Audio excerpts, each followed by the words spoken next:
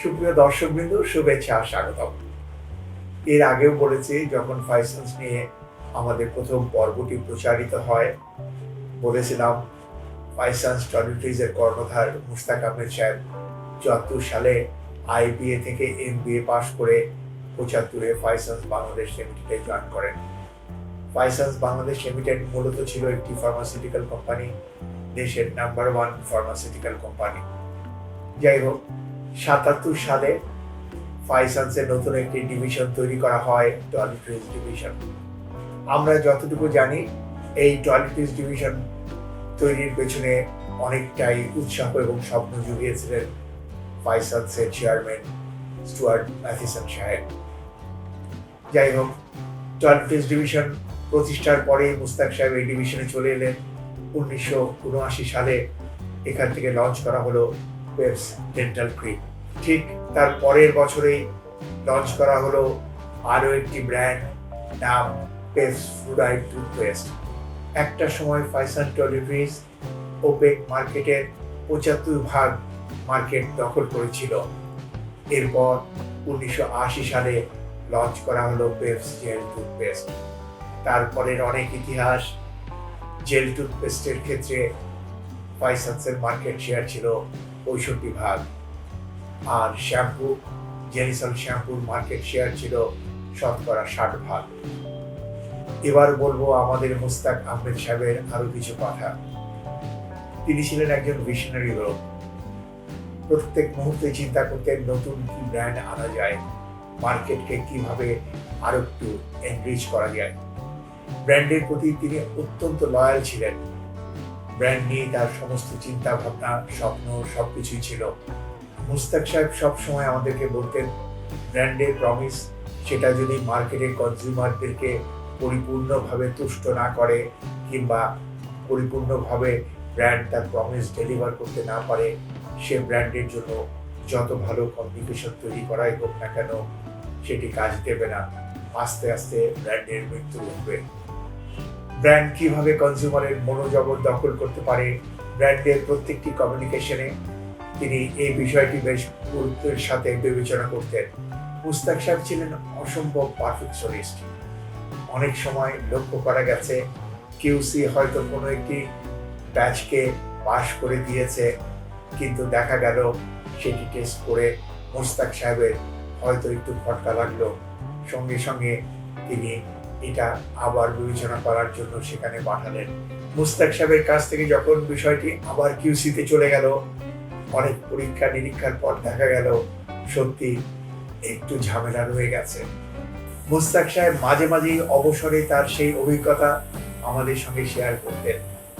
তিনি সবসময় একটি কথাই বলতেন, একজন মার্কেটিয়ার হিসেবে, এজেন্সির একজন এক্সিকিউটিভ হিসেবে এবং এজেন্সির মানুষ হিসেবে অবশ্যই মার্কেট সম্পর্কে একটা স্বচ্ছ ধারণা থাকতে হবে। আর সেই ধারণা লাভ করতে হলে তাকে সশরীরে মার্কেট ভিজিট করতে হবে। মার্কেট ভিজিটের কোনো বিকল্প নেই। কনজিউমারের সাথে যে কোনো সময় সেই ব্র্যান্ডটি নিয়ে কথা বলা, এটি অত্যাবশ্যক। তিনি যেখানেই যেতেন, নানা কথার ফাঁকে হয়তো চলে আসতো তার যে কোনো ব্র্যান্ডের একটি কথা, এবং তিনি চেষ্টা করতেন কনজিউমারদের কিছু ফিডব্যাক সেখান থেকে তুলে আনতে, এবং পরবর্তী পর্যায়ে তিনি সেই বিষয়গুলোকে যথেষ্ট গুরুত্বের সাথে চিন্তা ভাবনা করতেন এবং সেইগুলো শুধরে নেওয়ার চেষ্টা করতেন। মুশতাক সাহেব মার্কেট ভিজিটের পাশাপাশি আরেকটি কথা বারবার বলতেন, কম্পিটিটররা কি করছে সেটা তাৎক্ষণিকভাবে নয়, সার্বক্ষণিকভাবে লক্ষ্য রাখতে হবে। সার্বক্ষণিকভাবে তাদের মিডিয়া মনিটরিং এবং মার্কেটে তাদের অ্যাক্টিভিটিসগুলো খুবই তৎপরতার সাথে লক্ষ্য করতে হবে। তিনি বলতেন, কম্পিটিটরদের মিডিয়া মনিটরিং এবং মার্কেটে তাদের অ্যাক্টিভিটিস নিবিড়ভাবে পর্যবেক্ষণ করতে হবে।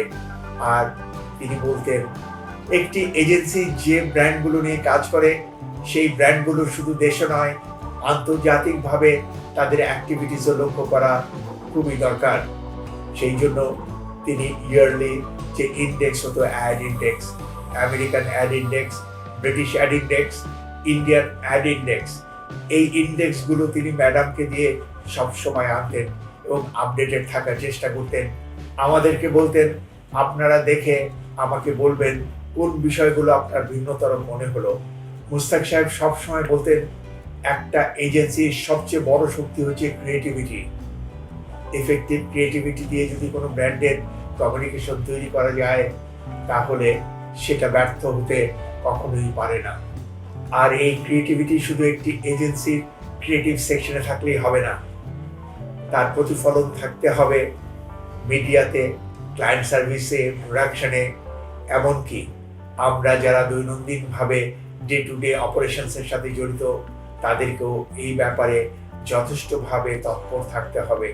কেননা তিনি বিশ্বাস করতেন, একটি আইডিয়া যে সবসময় শুধু ক্রিয়েটিভ ডিপার্টমেন্ট থেকে আসবে তা নয়।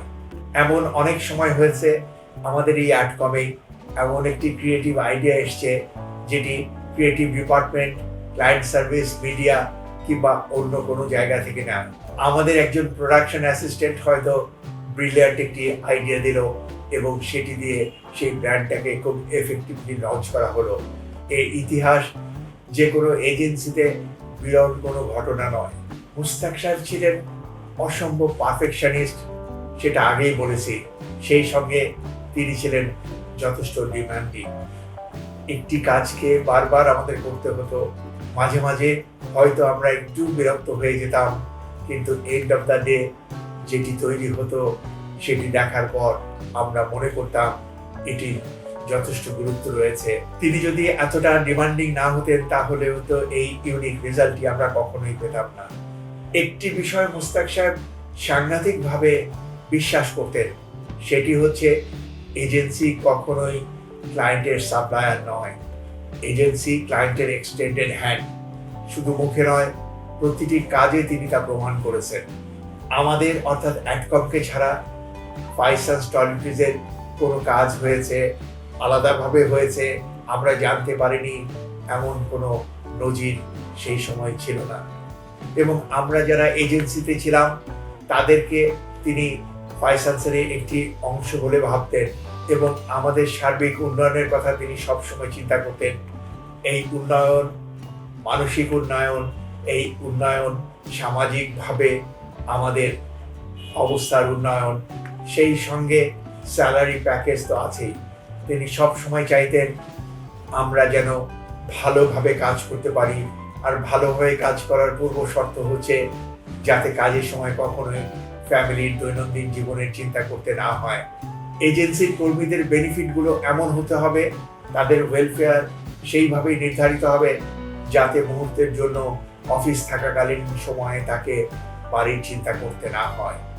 তিনি ট্রেনিংয়ের উপর যথেষ্ট গুরুত্ব দিতেন। তার নেতৃত্বে অনেকগুলো ট্রেনিং হয়েছে।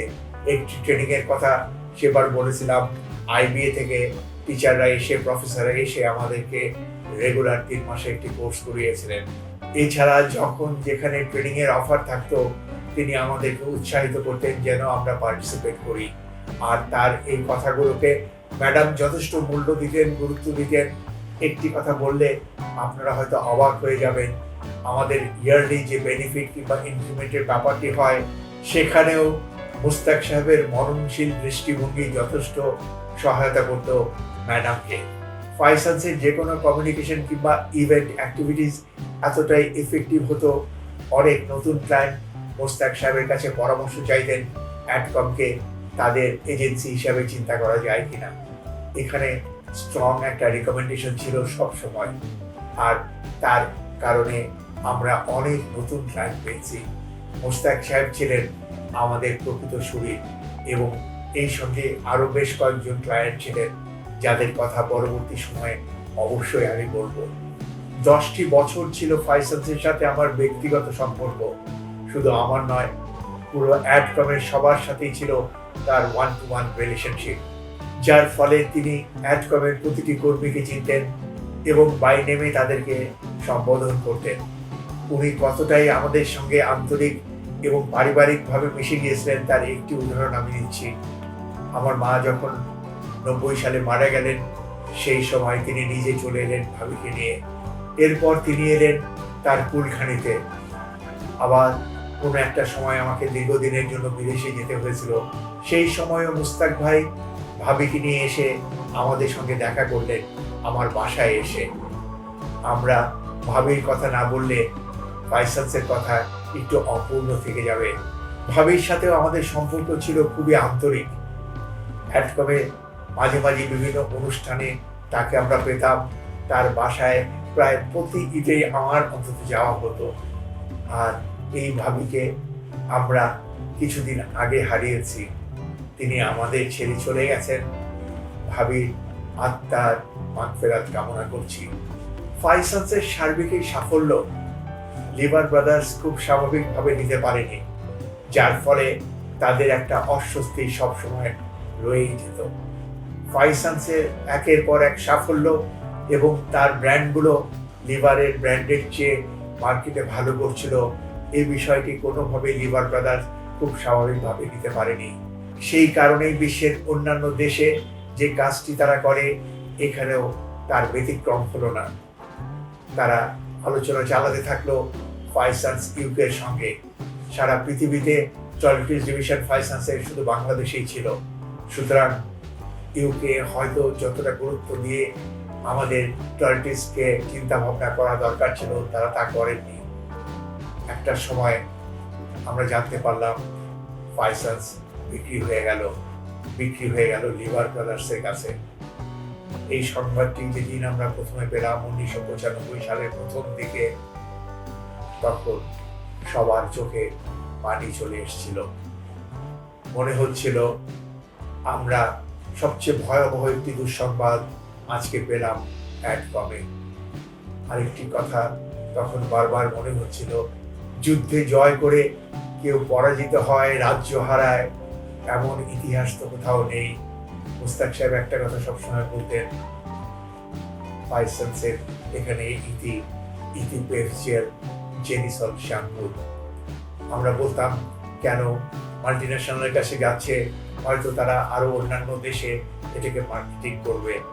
উনি হাসতে হাসতে আমাকে বলেছিলেন, সেদিন আমি এর মর্মটি বুঝতে পারিনি, পরবর্তীকালে হারে হারে টের পেয়েছিলাম।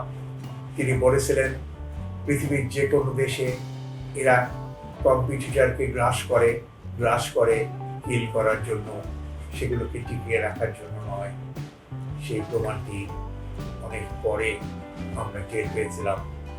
যাই হোক, আমার সাথে ফাইসান্স বাংলাদেশ লিমিটেডের টয়লেটিস সেক্টরের 10 বছর সম্পর্ক ছিল। একটি কথা শুনলে হয়তো অবাক হবেন, এই 10 বছরের মধ্যে সরকারি ছুটি, সাপ্তাহিক ছুটি এবং আমার ব্যক্তিগত ছুটি কিংবা অসুখ বিসুখ ছাড়া প্রায় প্রত্যেক দিন আমি ফাইসান্সে গিয়েছি। আর যেদিন আমি যেতাম না, সেদিন হয়তো মুস্তাক সাহেব, সুরমা রহমান তারা আসতেন, কেননা তারা উইকলি মিটিং আমাদের অফিসে কিংবা তাদের অফিসে গিয়ে আমরা করতাম। 2000 সাল থেকে গত 20 বছর ধরে তিনি আইবিএতে এবং ইস্ট ওয়েস্ট ইউনিভার্সিটিতে শিক্ষকতা করছেন। শিক্ষকতার মাঝেই তার জীবন কাটছে। খুবই ভেঙে পড়েছিলাম, কাজে কর্মে মন নেই। ঠিক তখনই মুস্তাক সাহেব এত হতাশার মধ্যেও, এত ভারাক্রান্ত হৃদয়ে থাকার পরেও আমাদেরকে বলেছিলেন, নদী সাহেব, the show must go on.